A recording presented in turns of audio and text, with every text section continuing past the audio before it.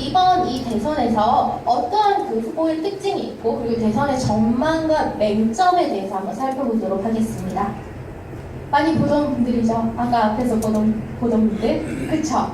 그래서 아까 얘기 드렸던 것처럼 조코이 대통령이 연임을 이미 얘기를 했고요. 그래서 지금 기호 1번을 부여받아서 대통령 대선 후보로 등록을 하였습니다. 기호 2번 후보에서 아까 봤던 플라보 후보가 또다시 출마를 했어요. 그래서 플라보 후보가 다시 출마를 했기 때문에 2014년의 대선 구도가 대결 구도가 재현된다라고 얘기를 하고 있습니다. 그리고 플라보와 산디아가 이렇게 러닝메이트로 지금 같이 나오고 있는데요. 출마 후보의 특징을 살펴볼게요. 조코이 대통령 후보 앞에서 제가 길게 설명했던 것 동일하게 겹치는데요. 현 인도네시아 대통령이고 이분이 국민 대통령이라는 칭호를 가지고 계세요. 아까 얘기했던 블루스카이나 이런 것들 국민에게 친근하게 다가간다라는 부분에서 파격적인 행보를 보였는데요.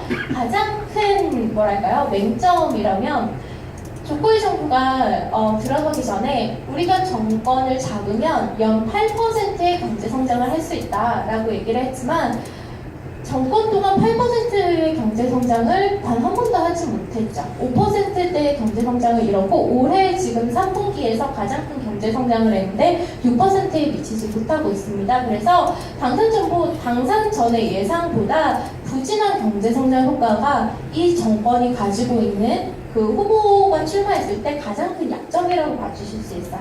그리고 마룹 아민 후보, 러닝메이트로 마룹 아민 후보가 나왔는데 전 무슬림 위원회 위원장입니다. 무슬림 위원회라고 하면은 인도네시아에서 우리 뭐랄까요? 우리나라로 좀 비교하기 힘들 것 같아요. 무슬림 위원회 가장 1등이니까 가장 무슬림들이 존경하는 인물 중에 하나라고 봐주실 수 있겠죠. 이분을 뽑은 이유는 뭘까요?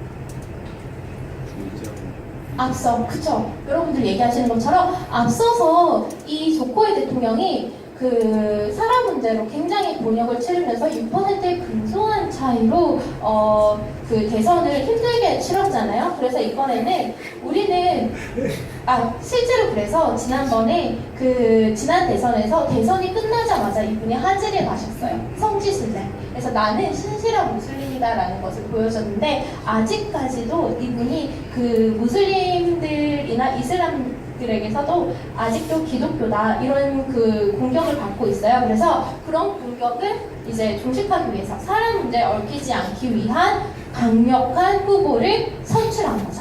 그래서 조코이 대통령 후보팀은 조코이와 마룹 아민 후보로 구성이 되어 있고요. 두 번째는요, 프라보우 대통령 후보, 아까 봤던 프라보우 대통령 후보와 이분 산티아고 우노 대통령 후보. 여러분 이 사진에서 몇 살 정도로 보이세요? 엄청 젊어 보이시죠? 이분 40대 초반이세요. 굉장히 젊은 인물을 부통령 후보로 지금 선정을 했는데요. 굉장히 센세이션한 지금 상황인데 프라보우 대통령 후보 같은 경우는 현 그린드라당의 당수로 활동을 하면서 앞서 얘기했던 것처럼 보수 정계 그리고 재계에 강력한 영향력을 행사하고 있습니다. 그리고 아까 얘기 드렸던 인도네시아 그 조코이 정부가 가장 크게 가지고 있는 약점이 경제 성장을 8%에 도달을 하지 못했다라는 게 가장 큰 약점이라고 했잖아요. 그래서 우리는 경제 혁명이 필요하다. 이 경제를 완전히 뒤바꿔야 한다라는 것을 가장 큰 슬로건으로 가지고 나왔습니다. 그에 맞춰서 뽑힌 부통령 러닝메이트가 산디아고 우노 부통령인데요. 이분이 지금은 자카르타 구주시사가 아닌데 그 출마 후보로 뽑힐 당시에 자카르타 부주지사로 있으셨어요. 그리고 현재는 대선을 위해서 부주지사에서 물러난 상태입니다. 인도네시아 젊은 층의 아이콘. 우리 약간 그 뭐랄까 개개인의 그런 평가를 제외하고 뭐라고 해야 되나요? 안철수 대표께서 처음 나왔을 때 약간 젊은이들에게 뭐 센세이션 같은 그런 느낌이 좀 많았었잖아요. 그런 것과 같은 것이라고 보면 되는데 이 산티아고 후보 같은 경우는 인도네시아 재계 순위 탑 20위권에 있는 걸로 알고 있습니다. 굉장한 재력가고요. 이분 같은 경우는 외국에서 이제 수학을 하시고, 미국에서 캐나다에서 이제 수학을 하시고, 한국에서 개인 사업을 하면, 인도네시아에서 개인 사업을 하면서 사업가 출신으로 굉장한 성공을 이룬 인물이기 때문에 인맥이 굉장히 넓게 형성이 되어 있습니다. 그리고 젊은 층이 이런 젊은 나이에 인도네시아 재계 탑 100위 안에 든다라는 거는 우리가 아이콘으로 여길 만한 인물이기도 하잖아요. 그래서 그렇기 때문에 젊은 층이 굉장히 아이콘으로 생각하는 이 경제 중심의 인물을 보통용으로 러닝메이트로 뽑아뒀다라는 것이 특징이겠죠. 그래서 출마 후보의 특징이 있는데요. 정당 파트를 좀 살펴볼 건데, 아까 14개의 정당을 인도네시아 대선에서, 인도네시아 선관위에서 허가해준 정당이라고 얘기를 드렸었잖아요. 그래서 이 14개의 정당이, 저는 조코위 후보를 지지하겠습니다. 저는 프라보 후보를 지지하겠습니다. 이런 식으로 이 14개의 정당만 지지가 가능한 거예요. 공식적인 지지가. 그렇게 해서 지금 프라보 산디팀이 5개의 그 정당의 지지를 받고 있고요. 그리고 조코이 마룹 아민 후보가 9개의 정당의 지지를 받고 있는데, 여기 살짝 살펴보시면 두 줄로 나뉘어져 있잖아요. 그래서 윗줄에 있는 이 정당들은 우리는 이 사람을 지지도 하고 지원도 하겠습니다. 그래서 캠페인에 우리는 참여해서 이 사람들을 적극적으로 돕겠습니다 라는 정당들이고요. 아래에 있는 이 정당들은 우리는 지지만 하겠습니다. 하지만 우리가 이 정당들, 우리가 직접 나서서 캠페인이나 이런 것들은 하지 않겠습니다 라고 해서 선거에 등록을 할 때 2가지로 나뉘어서 등록을 합니다. 지지정당, 그리고 캠페인 참여까지 하는 활동정당, 이런 식으로 나뉘어서 등록을 한다라는 특징이 있습니다. 자, 그래서 이거는 제가 낸 생각은 아니고 이제 현지에서 나온 그 대선 지지율의 변화를 살펴볼 건데요. 잘 보이시나요? 보시면 지금 첫 번째 그 그래프가 조코위도도와 마룹 아민에 대한 지지율이고, 두 번째 그래프가 그 프라보 후보를 지지하는 그래프고요. 세 번째는 아직 결정 안 했어요 라는 그래프입니다. 여기서 보시면 지금 8월에 18%대에서 지금 9월에 20% 정도의 격전을 보이고 있죠. 그래서 현재까지는 계속해서 지금 4월부터 트래킹을 쭉 해왔을 때 계속해서 한 20% 정도의 그 차이를 격차를 유지를 하고 있는 상태입니다. 근데 앞서 얘기 드렸던 것처럼 조코이 대통령이 2014년에 처음 출마를 했을 때에도 시작은 20%대로 시작했지만 계속해서 격차를 좁혀 나오면서 어려운 선거를 치렀기 때문에 아직까지는 조금 가늠하기 힘든 상황이라고 봐주실 수 있을 것 같아요. 그래서 마지막으로 대선의 전망과 맹점을 좀 볼 텐데요. 여러분, 우리나라도 서울시장이 누가 되냐에 따라서 우리 대통령 선거에 조금 영향을 미치는 것처럼 인도네시아에서 자카르타 주지사 선거의 승리 결과가 대통령 대선에 영향을 미치고 있는데요.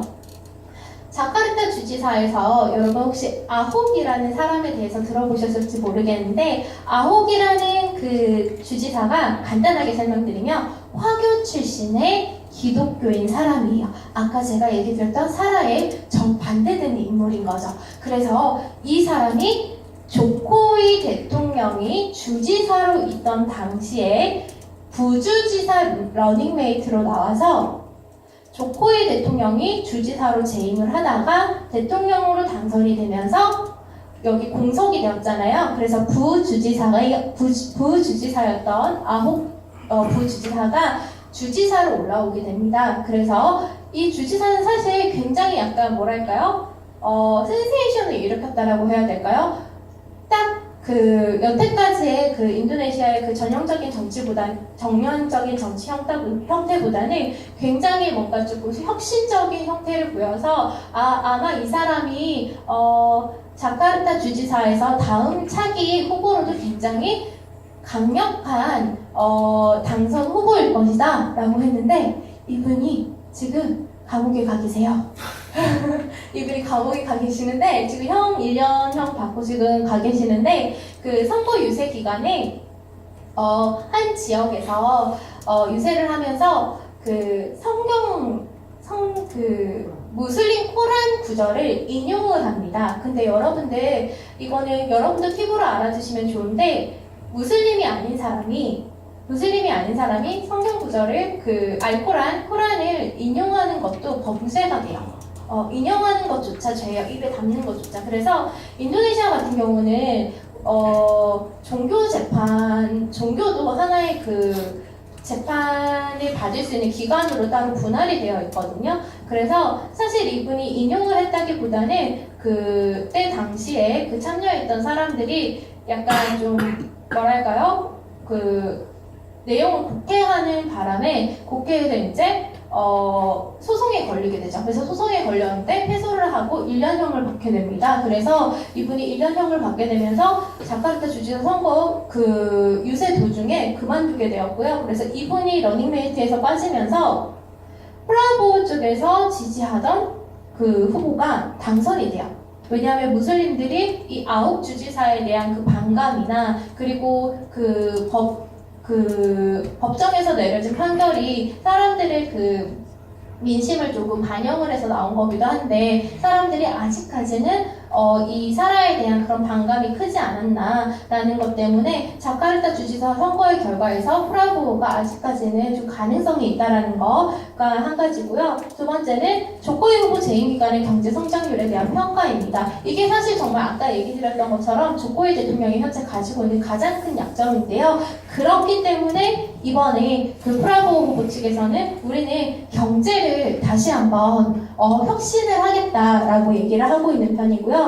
조코이 후보에 대한 두 번째가 정치적인 안정성에 대한 평가를 볼 수가 있어요. 사실 이 조코이 후보가 5년간 이 정책을 해온 것에 대해서 이거는 정말 개개인의 그 평가가 달라지고 있는데 이 조코이 후보가 지금 하고 있는 캠페인을 비추어 볼 때 우리는 이미 지금 정치는 안정이 된 상태이다. 그렇기 때문에 우리는 정치가 안정되었고 그리고 경제가 안정되었기 때문에 이대로 쭉 이어나가기만 하면 된다. 이런 그 캠페인이 주 모토를 이루고 있습니다. 그래서 사람들이 대통령이 바뀌어서 뭔가 우리의 혁신이 필요하다라고 생각을 한다면 프라보우 쪽으로 갈 확률이 높고요. 그리고 지금 5년간의 정치를 되돌아봤을 때 인프라나 인도네시아는 사실 경제 성장이 굉장히 중요한 지금 시기이잖아요. 그래서 경제 성장에 대한 그 평가에 따라서 표가 많이 갈릴 것으로 보이고요. 마지막으로 사람 문제의 대두 여부. 이것도 여전히 아주 큰 문제로